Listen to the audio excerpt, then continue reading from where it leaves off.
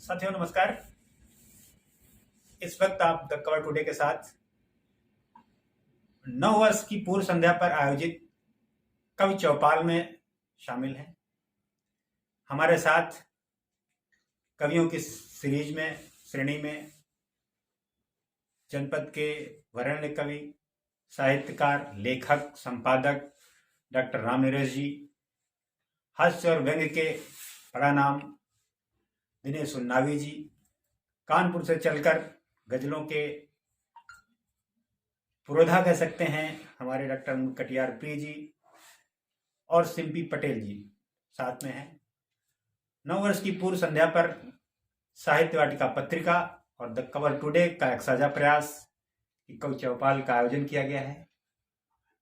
और साथ में जिन्होंने अपनी तीखी कलम समाज में फैली तमाम रूढ़ियों पर चलाई, भाई रघुराज मगन जी साथ में हैं। बारी बारी से हम सभी कवियों को सुनेंगे और उनके विचारों को लोगों तक पहुंचाने का कार्य कविता के माध्यम से किया।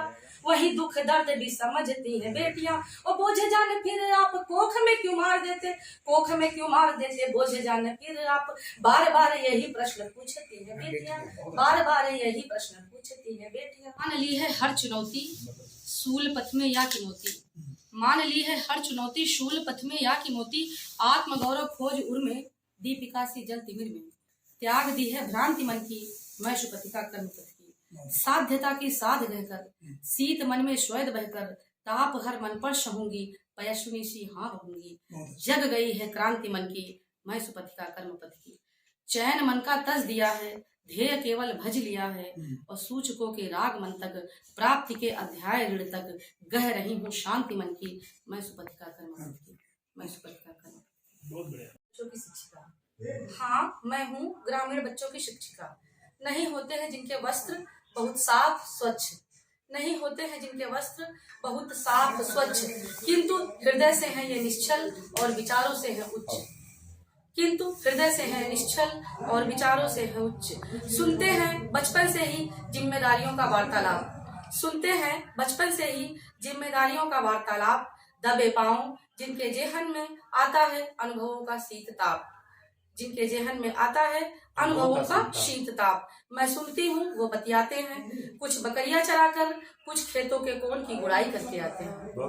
बालिकाएं भी आती हैं, किंतु कुछ रसोई निपटाकर तो कुछ अपने छोटे भाई बहनों को फुसलाकर।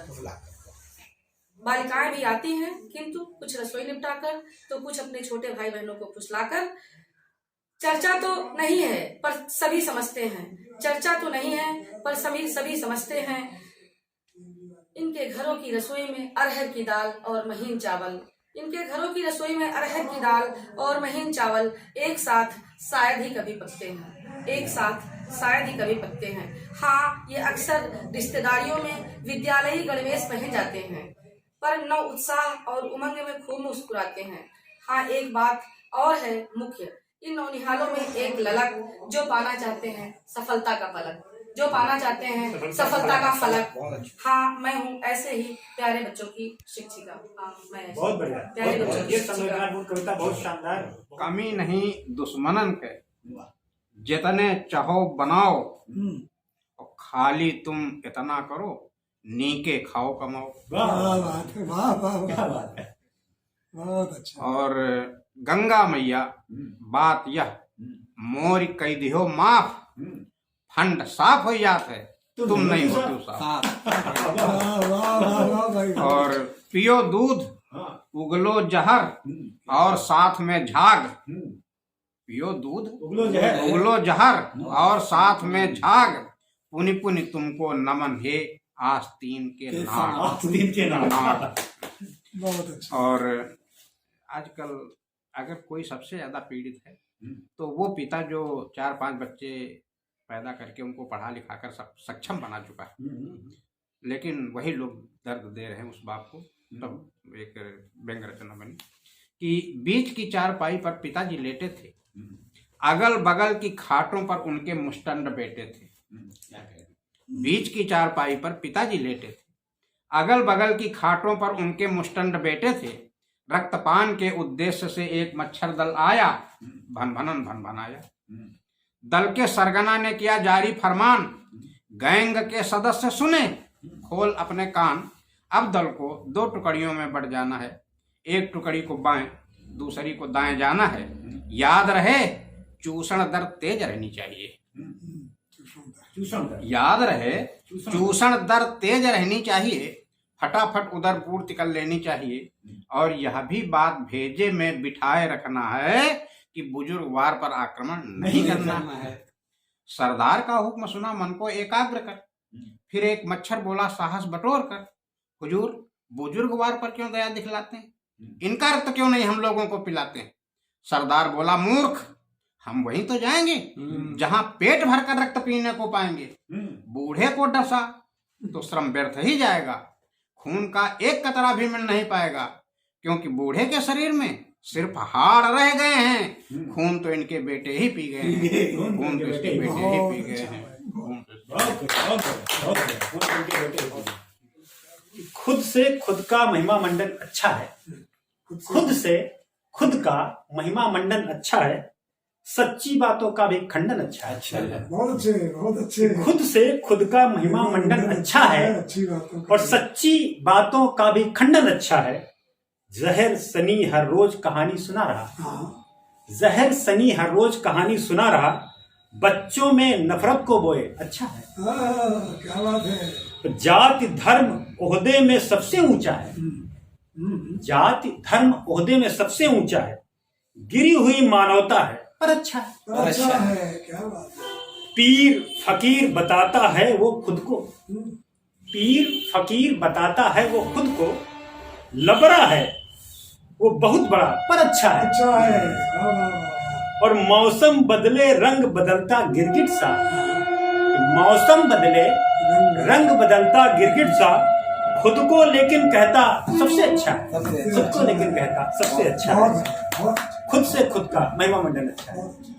ज्ञान गंगा बहाने से क्या फायदा, धन को मंदिर चढ़ाने से क्या फायदा, वास का अगर तम मनुज काम में, तो उम्र ज्यादा बढ़ाने से क्या फायदा, ज्यादा बढ़ाने से क्या फायदा।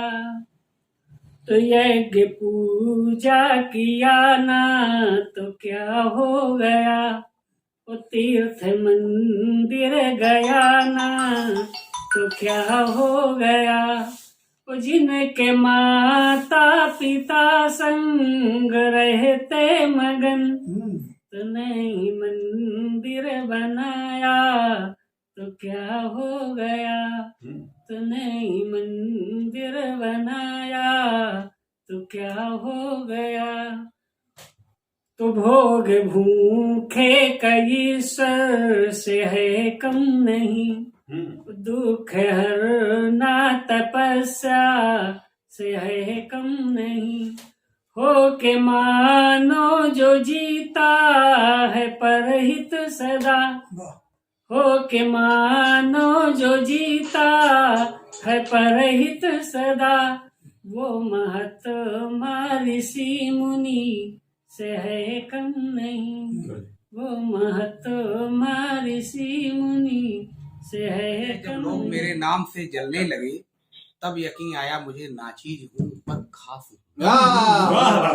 बेवजह जब लोग मेरे नाम से जलने लगे तब यकीन आया मुझे नाचीज हूँ पर खास हूँ। और एक शेर ये भी कि एक जुगनू की चमक से डर रहा है वो, एक जुगनू की चमक से डर रहा है वो, नाम है सूरज मगर है खुद अंधेरे में, नाम है सूरज मगर है खुद अंधेरे में। और गजल जो चंद्रसेन विराट जी को बहुत पसंद थी कि दूर आकाश में घर बनाए चलो, चांदनी रात है गुनगुनाए चलो, दूर आकाश में घर बनाए चलो, चांदनी रात है गुनगुनाए चलो। मैं न मैं अब रहूं तुम न तुम अब रहो। बहुत अच्छे, बहुत अच्छे। मैं न मैं अब रहूं तुम न तुम अब रहो।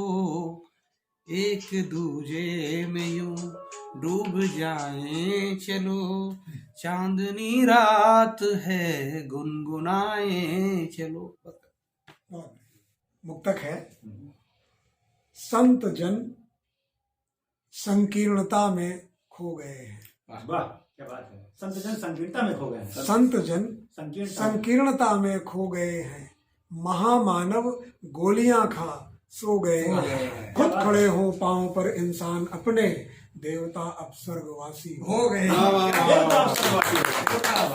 खुद खड़े हो पांव पर इंसान अपने, देवता अब स्वर्गवासी हो गए हैं। एक गजल। जी, स्वागत है।